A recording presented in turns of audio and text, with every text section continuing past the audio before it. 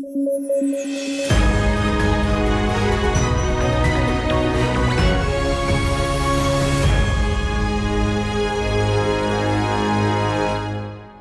News at night programme में आपका स्वागत है। मेरा नाम है विरत दुबे। वक्त हो चला है रैपिड न्यूज को देखने का। प्रधानमंत्री नरेंद्र मोदी ने आज हरियाणा में महाराणा प्रताप हार्टिकल्चर यूनिवर्सिटी के मुख्य कैंपस की आधारशिला रखी और इसी अवसर पर बीमा सखी योजना भी शुरू की गई है। बीमा सखी योजना भारतीय जीवन बीमा निगम की एक पहल है। यह योजना 18 से 70 वर्ष की आयु की उन महिलाओं को सशक्त बनाने के लिए शुरू की गई जिन्होंने 10वीं कक्षा पास की हो। इस योजना के तहत उन्हें LIC से बीमा और वित्तीय साक्षरता की ट्रेनिंग दी जाएगी, जिसके बाद ये LIC एजेंट बन सकेंगी। और इतना ही नहीं, बल्कि कुछ महिलाओं को डेवलपमेंट ऑफिसर बनाने का भी मौका मिलेगा। 21 दिसंबर को पूरी दुनिया में वर्ल्ड मेडिटेशन डे यानी विश्व ध्यान दिवस मनाया जाएगा। दरअसल भारत ने 6 दिसंबर 2024 को UN महासभा में 21 दिसंबर को विश्व ध्यान दिवस घोषित करने के लिए एक को स्पॉन्सर्ड प्रस्ताव रखा था, यानी भारत ने यह प्रस्ताव अन्य देशों के समर्थन में रखा था, जिस पर संयुक्त राष्ट्र महासभा ने मुहर लगा दी है। यह दिन मानसिक, शारीरिक और आत्मिक भलाई के लिए महत्वपूर्ण साबित हो सकता है, क्योंकि ध्यान को आंतरिक शांति, तनाव कम करने और स्वास्थ्य सुधारने के लिए प्रभावी माना जाता है, जिससे यह वैश्विक स्तर पर तनाव और चिंता से निपटने के लिए एक सशक्त साधन भी बन सकता है। हर साल 9 दिसंबर को इंटरनेशनल एंटी करप्शन डे यानी अंतर्राष्ट्रीय भ्रष्टाचार विरोधी दिवस मनाया जाता है। इस साल की थीम है भ्रष्टाचार के खिलाफ युवाओं के साथ एकजुट होना, कल की अखंडता को आकार देना, यानी uniting with youth against corruption, shaping tomorrow integrity. इसका मकसद भ्रष्टाचार के बारे में जागरूकता पैदा करना है। यह दिन UN office on drugs and crime द्वारा मनाया जाता है, जिसे 2003 में संयुक्त राष्ट्र ने भ्रष्टाचार के खिलाफ एक सम्मेलन में अपनाया था और 2005 से यह दिन हर साल मनाया जा रहा है। आपको बता दें कि 2023 के वैश्विक भ्रष्टाचार सूचकांक में 180 देशों की लिस्ट में भारत को 93वां स्थान मिला है। COP16 सम्मेलन के दौरान B4L यानी बिजनेस फॉर लैंड पहल चर्चा में रही। B4L UN convention to combat desertification द्वारा शुरू की गई एक पहल है, जिसका मकसद निजी क्षेत्र को स्थायी भूमि और जल प्रबंधन में शामिल करना है। यह कंपनियों और वित्तीय संस्थाओं को भूमि खराब होने और सूखे से जुड़े जोखिमों को समझने और अवसरों का लाभ उठाने में मदद करती है। इसका लक्ष्य 2030 तक 1.5 बिलियन हेक्टेयर भूमि को पुनर्स्थापित करने के साथ साथ भूमि क्षरण को रोकना है। ये पहल 3 मुख्य क्षेत्रों को फोकस करती है, जिसमें शामिल हैं business operation and value chains, finance और नीति निर्माण में समर्थन करना, ताकि स्थायी भूमि प्रबंधन को बढ़ावा दिया जा सके। आने वाली 13 से 14 दिसंबर की रात एक अनोखी खगोलीय घटना को लेकर चर्चा में है, यानी इस दौरान जेमिनिड मेटेओर शावर की घटना अपने पीक पर होगी। यहाँ जेमिनिड मेटेओर शावर किसी धूमकेतु से नहीं बल्कि 3200 फैथॉन नामक एस्टेरॉइड से निकलते हैं। ये एस्टेरॉइड 1983 में खोजा गया था। आपको बता दें कि मेटेओर शावर की घटना सामान्यतः तब होती है जब धूल और बर्फ से टुकड़े पृथ्वी के वायुमंडल में प्रवेश करते हैं और तेज गति से जलने लगते हैं।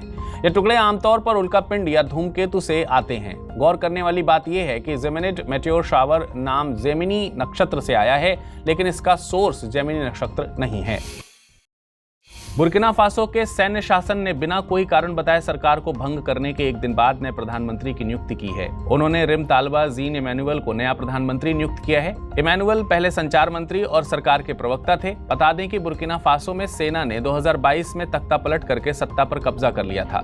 बुर्किना फासो पश्चिम अफ्रीका में स्थित एक देश है। इसकी सीमा माली, नाइजर, घाना, बेनिन, टोगो और आइवरी कोस्ट से लगती है। चारों ओर से स्थल से घिरा यह देश सूखे और सैन्य तख्ता पलट से पीड़ित है। प्राइम मेडिटेरियन इससे होकर गुजरती है। प्राइम मेरिडियन एक काल्पनिक रेखा है। यह पृथ्वी को पूर्वी और पश्चिमी गोलार्ध में विभाजित करती है।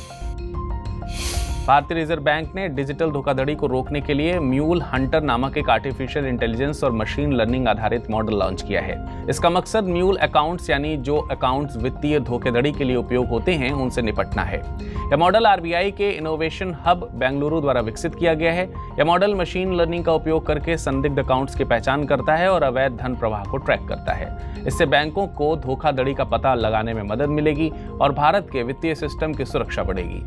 म्यूल अकाउंट्स का उपयोग अपराधी ब्लैक मनी को लीगल करने के लिए करते हैं। UBS ने हाल ही में बिलियनियर एम्बिशन रिपोर्ट जारी की है। इस रिपोर्ट के अनुसार भारत में अरबपतियों की संख्या बढ़कर 185 हो गई है, जो 2023 में 153 थी। अरबपतियों के मामले में भारत अब दुनिया में तीसरे स्थान पर है, यानी केवल चीन और अमेरिका से ही पीछे है। भारत में अरबपतियों की संख्या में 20% की वृद्धि हुई है, जबकि चीन में अरबपतियों की संख्या घट गई है। 2015 से 2020 तक वैश्विक स्तर पर अरबपतियों की संपत्ति 10% की सालाना दर से बढ़ रही है। वहीं भारत में अरबपतियों की कुल संपत्ति 263% बढ़कर 905.6 अरब डॉलर हो गई है। भारत को CND यानी कमीशन ऑन नारकोटिक ड्रग्स के 68वें सत्र की अध्यक्षता के लिए चुना गया है। यह पहली बार है जब भारत को इस आयोग की अध्यक्षता के लिए चुना गया है। CND को 1946 में संयुक्त राष्ट्र आर्थिक और सामाजिक परिषद द्वारा स्थापित किया गया था। यह UN का मुख्य नीति निर्माण निकाय है जो नशीले पदार्थों से संबंधित मुद्दों पर काम करता है। इसका मकसद वैश्विक नशीले पदार्थों में कंजम्पशन की निगरानी करना, सदस्य देशों की नीतियां बनाने में सहायता करना और अंतर्राष्ट्रीय ड्रग संधियों के क्रियान्वयन की निगरानी करना है। फिलहाल CND के सदस्यों की संख्या 53 है जो संयुक्त राष्ट्र आर्थिक और सामाजिक परिषद द्वारा चुने जाते हैं। इनका नेतृत्व एक ब्यूरो करता है जिसमें प्रत्येक क्षेत्रीय समूह से एक सदस्य होता है। बहुउद्देशीय स्टील्थ फ्रिगेट INS तुशिल को भारतीय नौसेना में शामिल किया गया है। यह 125 मीटर लंबा और 3900 टन वजन वाला जहाज है जिसमें 180 नौसैनिक यात्रा कर सकते हैं। विभिन्न परीक्षणों में इस जहाज ने 30 नॉट से अधिक की गति हासिल की है। यह रूसी और भारतीय तकनीकों का बेहतरीन मिश्रण है जो रडार से बचने और बेहतर स्थिरता प्रदान करने में सहायक है। इस जहाज को समुद्र के सभी 4 आयामों यानी हवा, सतह, पानी के नीचे और इलेक्ट्रोमैग्नेटिक युद्ध में संचालन के लिए डिजाइन किया गया है। इसमें ब्रह्मोस सुपरसोनिक क्रूज मिसाइल, सतह से हवा में मार करने वाली मिसाइल, एंटी सबमरीन टॉर्पीडो और रॉकेट जैसे कई अत्याधुनिक हथियार लगे हुए हैं। यूनेस्को ने तमिलनाडु के तंजावुर जिले में स्थित अवत्सहायेश्वर मंदिर को विशिष्ट सांस्कृतिक विरासत संरक्षण पुरस्कार से सम्मानित किया है। यह मंदिर 1300 साल पुराना है और राजा विक्रम चोल तथा राजा कुलोथुंग चोल ने इसका निर्माण कराया था। मंदिर का उल्लेख थेवरम में मिलता है और यह पांडाल पेट्रा स्थलम में से एक है। यहाँ कई देवी देवताओं के मंदिर थे जैसे दुर्गा परमेश्वरी, मुरुगन और चंडिकेश्वर आदि। बता दें कि यूनेस्को ने सांस्कृतिक विरासत संरक्षण के लिए एशिया प्रशांत पुरस्कार की स्थापना वर्ष 2000 में की थी। यह पुरस्कार एशिया और प्रशांत क्षेत्र में उन व्यक्तियों और संगठनों को दिया जाता है जो विरासत की संरचनाओं और इमारतों को संरक्षित और सुधारने का काम करते हैं। IIT मद्रास ने एक नया कीर्तिमान स्थापित किया है। दरअसल IIT मद्रास की एक टीम ने भ्रूण के मस्तिष्क की पहली विस्तृत 3D उच्च रेजोल्यूशन वाली तस्वीरें जारी की हैं तथा IIT मद्रास ऐसा करने वाला दुनिया का पहला संस्थान बन गया है। टीम द्वारा 5132 मस्तिष्क के भाग डिजिटल रूप से कैप्चर किए गए हैं जो मस्तिष्क विज्ञान में नई दिशा देने और मस्तिष्क से जुड़ी बीमारियों के इलाज में मददगार साबित होंगे। इस डेटा सेट को धरणी नाम दिया गया है और यह डेटा सभी शोधकर्ताओं के लिए फ्री में उपलब्ध है। इस शोध को भारत, ऑस्ट्रेलिया, अमेरिका, रोमानिया और दक्षिण अफ्रीका के वैज्ञानिकों ने मिलकर तैयार किया है जो मस्तिष्क के विकास पर नई जानकारी प्रदान करेगा। भारत के पहले इंडिया मरीन हेरिटेज कॉन्क्लेव 2024 का आयोजन 11 से 12 दिसंबर को नई दिल्ली में किया जाएगा। इस कार्यक्रम में भारत की समुद्री धरोहर, पुराने बंदरगाहों और प्राचीन नौवहन के योगदान पर चर्चा होगी। साथ ही यह कॉन्क्लेव भारत की 10,000 साल पुरानी समुद्री धरोहर को उजागर करेगा जिसमें समुद्री व्यापार, जहाज निर्माण और भारतीय तटवर्ती राज्यों की सांस्कृतिक धरोहर पर भी सत्र आयोजित होंगे जिसमें तटीय राज्यों की परंपराओं, खानपान, खेल और पहनावे को भी प्रदर्शित किया जाएगा। यह कार्यक्रम भारत को समुद्री संरक्षण और इनोवेशन में वैश्विक लीडर बनाने में मदद करेगा। हाल ही में ओडिशा के national institute of science, educational and research की एक टीम ने जीजी टाउ ए नामक ट्रिपल स्टार वाले एक अनोखे सिस्टम का अध्ययन किया है। यह सिस्टम पृथ्वी से 489 प्रकाश वर्ष दूर है और लगभग 1 से 5 मिलियन साल पुराना है। इसमें एक प्रोटोप्लैनेटरी डिस्क है जिसमें गैस और धूल प्रचुर मात्रा में है जो ग्रहों के बनने के लिए जरूरी मटेरियल प्रदान करते हैं। इस डिस्क पर तीनों स्टार के गुरुत्वाकर्षण बल का प्रभाव पड़ता है जिससे यह ग्रह निर्माण की विशिष्ट परिस्थिति बन जाती है। इस डिस्क का अध्ययन यह समझने में मदद करेगा कि मल्टी स्टार वातावरण में ग्रह कैसे बनते हैं। बता दें कि जीजी ताऊ ए एक सामान्य स्टार सिस्टम नहीं है। यह हमारे सौर मंडल के विपरीत जहां केंद्र में केवल सूर्य है, जीजी ताऊ ए में 3 स्टार हैं जो एक दूसरे की परिक्रमा करते हैं और ब्रह्मांड में एक दुर्लभ व्यवस्था बनाते हैं। इकोलॉजिस्ट माधव गाडगिल को champions of the earth award के लिए चुना गया है। उन्हें यह पुरस्कार भारत के 4 ग्लोबल बायोडायवर्सिटी हॉटस्पॉट में एक पश्चिमी घाट में उनके काम के लिए मिला है। 4 ग्लोबल बायोडायवर्सिटी हॉटस्पॉट में हिमालय, पश्चिमी घाट तथा श्रीलंका, इंडो बर्मा और सुंडालैंड के नाम आते हैं। Champions of the earth award 2005 में स्थापित किया गया था और इसे UNEP यानी संयुक्त राष्ट्र पर्यावरण कार्यक्रम द्वारा प्रदान किया जाता है। यह उन व्यक्तियों और संगठनों को सम्मानित करता है जो पर्यावरण की रक्षा के लिए प्रयास कर रहे हैं। यह पुरस्कार 4 श्रेणियों में दिया जाता है जिसमें policy leadership, inspiration and action, entrepreneurial vision और साइंस एंड इनोवेशन शामिल है। राजस्थान सरकार ने हर साल 10 दिसंबर को प्रवासी राजस्थान दिवस मनाने की घोषणा की है। यह घोषणा जयपुर में चल रहे rising Rajasthan global investment summit के दौरान राजस्थान के मुख्यमंत्री द्वारा की गई। इसके अलावा सरकार ने प्रवासी राजस्थान सम्मान देने और प्रवासी राजस्थानियों के लिए एक विभाग बनाने का भी निर्णय लिया है। Rising Rajasthan global investment summit की शुरुआत 9 दिसंबर को जयपुर से हुई थी। इसका उद्घाटन प्रधानमंत्री नरेंद्र मोदी ने किया था। इस 3 दिवसीय सम्मेलन के दौरान विभिन्न देशों और राजस्थान के बीच सहयोग तथा साझेदारी को बढ़ावा देने के लिए कई सत्र और राउंड टेबल टॉक का आयोजन भी किया गया। हाल ही में इंडिया स्किल्स रिपोर्ट 2025 जारी की गई। इस रिपोर्ट को भारतीय उद्योग महासंघ, वी बॉक्स और all India council for technical education ने मिलकर तैयार किया है। यह रिपोर्ट 6.5 लाख उम्मीदवारों के डेटा और 1000 कंपनियों के विचारों पर आधारित है। रिपोर्ट के अनुसार 2025 तक भारत के 55% ग्रेजुएट वैश्विक रूप से रोजगार योग्य होंगे, जो 2024 में 51.2% था। इसमें मैनेजमेंट ग्रेजुएट की रोजगार योग्यता 78% है। इसके बाद इंजीनियरिंग, MCA और साइंस से जुड़े ग्रेजुएट लोगों का स्थान आता है। रिपोर्ट में स्किल ट्रेनिंग की जरूरत और उभरते क्षेत्रों जैसे AI, साइबर सुरक्षा और हरित ऊर्जा को इससे जोड़ने की जरूरत पर जोर दिया गया है। केंद्रीय मंत्री डॉक्टर जितेंद्र सिंह ने घोषणा की है कि 2035 तक भारत अपना अंतरिक्ष स्टेशन बनाएगा, जिसका नाम भारत अंतरिक्ष स्टेशन होगा। इसके अलावा 2040 तक एक भारतीय को चंद्रमा पर लैंड कराने की भी तैयारी चल रही है। अंतरिक्ष स्टेशन एक ऐसा अंतरिक्ष यान है जो लंबे समय तक अंतरिक्ष में रह सकता है। यह एक कृत्रिम सैटेलाइट होता है जिसमें अंतरिक्ष यात्री रुक सकते हैं और स्पेस क्राफ्ट को डॉक कर सकते हैं। अंतरिक्ष स्टेशन ज्यादातर वैज्ञानिक कामों के लिए बनाए जाते हैं। वर्तमान में सिर्फ 2 स्पेस स्टेशन मौजूद हैं, जिसमें से एक है इंटरनेशनल स्पेस स्टेशन, जिसे नासा ने अन्य देशों के साथ मिलकर बनाया था, और दूसरा है चीन का अंतरिक्ष स्टेशन तियांगोंग। अगर भारत अपना अंतरिक्ष स्टेशन बनाता है तो यह तीसरा अंतरिक्ष स्टेशन होगा। खेलो इंडिया विंटर गेम्स 2025 लद्दाख और जम्मू कश्मीर में 2 चरणों में आयोजित होंगे।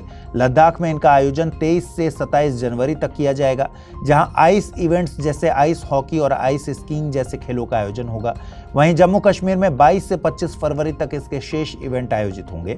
इसमें स्नो इवेंट्स जैसे अल्पाइन स्कीइंग, नॉर्डिक स्कीइंग आदि इवेंट आयोजित होंगे। इन खेलों का मकसद विंटर ओलंपिक के लिए बेहतरीन खिलाड़ियों का चयन करना है, जो 2026 में मिलान, इटली में आयोजित होंगे। आपको बता दें कि खेलो इंडिया विंटर गेम्स की शुरुआत 2020 में हुई थी। हाल ही में विश्व मलेरिया रिपोर्ट 2024 जारी की गई। इस रिपोर्ट को विश्व स्वास्थ्य संगठन द्वारा जारी किया जाता है। यह मलेरिया के विरुद्ध लड़ाई में वैश्विक प्रगति और समस्याओं का आकलन करती है। रिपोर्ट के अनुसार 2022-23 की अवधि में 4 देशों ने अपने मलेरिया के मामलों में कमी करने में सफलता हासिल की है। उनमें बांग्लादेश, भारत, इंडोनेशिया और नेपाल के नाम आते हैं। वहीं 3 देश ऐसे भी हैं जहां मामलों में वृद्धि देखी गई है। वे हैं Democratic People's Republic of Korea, Thailand और म्यांमार। आपको बता दें कि भारत ने 2024 में high burden to high impact समूह से बाहर निकलने की घोषणा की थी, क्योंकि मलेरिया के मामलों और मौतों में 59% और 68% की कमी आई थी। रोमानिया और बुल्गारिया 1 जनवरी 2025 से यूरोपियन यूनियन के सीमा रहित शेंगेन क्षेत्र का हिस्सा बन जाएंगे, जो कि एक ID check free travel zone है, जिसे यूरोप में शेंगेन क्षेत्र के रूप में जाना जाता है। इस क्षेत्र के भीतर राष्ट्रीय सीमा नियंत्रण को समाप्त कर दिया जाता है, ताकि बिना वीजा या अन्य यात्रा दस्तावेजों के व्यक्ति कानूनी रूप से शेंगेन क्षेत्र के भीतर एक देश से दूसरे देश की यात्रा कर सकें। इसकी शुरुआत 1985 में शेंगेन समझौते से हुई थी, जो 5 यूरोपीय देशों के बीच हुआ था। विलो चिप एक नई और तेज क्वांटम चिप है जिसे गूगल ने बनाया है। इसमें खास तकनीकें जैसे क्विबिट गेट्स, क्विबिट रीसेट और रीड आउट इस्तेमाल की गई हैं। इसे इस तरह से बनाया गया है कि कोई भी हिस्सा धीमा ना हो और पूरा सिस्टम सही तरीके से काम करे। इस चिप में ट्रांसमोन क्यूबिट नाम की तकनीक का यूज किया गया है, जो बहुत ठंडे तापमान में भी क्वांटम गुणों को बनाए रखता है। इसकी स्पीड इतनी तेज है कि इसने एक बहुत मुश्किल गणितीय समस्या को सिर्फ 5 मिनट में हल कर दिया। वहीं एक सामान्य कंप्यूटर को वही काम करने में ब्रह्मांड की पूरी उम्र से भी ज्यादा समय लग सकता है। एशिया का पहला जियो साइंस म्यूजियम बनकर तैयार है। इस म्यूजियम को ग्वालियर में विक्टोरिया मार्केट के नाम से प्रसिद्ध बिल्डिंग में बनाया गया है। इसे जियोलॉजिकल सर्वे ऑफ इंडिया की मदद से तैयार किया गया है। इस म्यूजियम में 2 गैलरीज हैं। पहली गैलरी इवोल्यूशन ऑफ अर्थ और दूसरी गैलरी इवोल्यूशन ऑफ लाइफ के बारे में जानकारी देगी, जिसका लोकार्पण देश के उपराष्ट्रपति जगदीप धनखड़ 15 दिसंबर को करेंगे। आपको बता दें कि विक्टोरिया मार्केट का इतिहास महारानी विक्टोरिया से जुड़ा है, जिनके सम्मान में इसका निर्माण 1910 में किया गया था। लेकिन दुर्भाग्य से जिस वर्ष इसने अपनी स्थापना के 100 साल पूरे किए थे, उसी साल इस बिल्डिंग में एक बड़ी आग लग गई थी, जिसके कारण यह बिल्डिंग जर्जर अवस्था में चली गई थी। भारतीय शतरंज के युवा खिलाड़ी डी गुकेश ने इतिहास रच दिया है। गुकेश ने 18 साल की उम्र में विश्व शतरंज चैंपियन बनने का रिकॉर्ड अपने नाम किया। इससे पहले यह रिकॉर्ड गैरी कास्परोव के नाम था। उन्होंने 1985 में 22 साल की उम्र में इस खिताब को जीतकर रिकॉर्ड स्थापित किया था, जिसे अब डी गुकेश ने तोड़ दिया है। इतना ही नहीं, वे विश्वनाथन आनंद के बाद इस खिताब को जीतने वाले दूसरे भारतीय बने हैं। अब अगर हम रिकॉर्ड के लिए खेले गए मैच की बात करें तो उन्होंने FIDE विश्व चैंपियनशिप के फाइनल में चीन के डिंग लिरेन को हराया। दोनों के स्कोर 6.5 की बराबरी पर थे, लेकिन गुकेश ने निर्णायक खेल में शानदार प्रदर्शन करते हुए 7.5 से जीत हासिल की। तो आज इस बुलेटिन में इतना ही। ख्याल रखिए अपना, ठीक से पढ़ाई कीजिए। अगर आप इस बुलेटिन की PDF हासिल करना चाहते हैं, अमृत उपाध्याय 007 टेलीग्राम चैनल है, जिस पर इसकी PDF रोजाना मिलती है। आज पूछे गए सवालों का जवाब भी कमेंट सेक्शन में जरूर दीजिएगा। नमस्कार।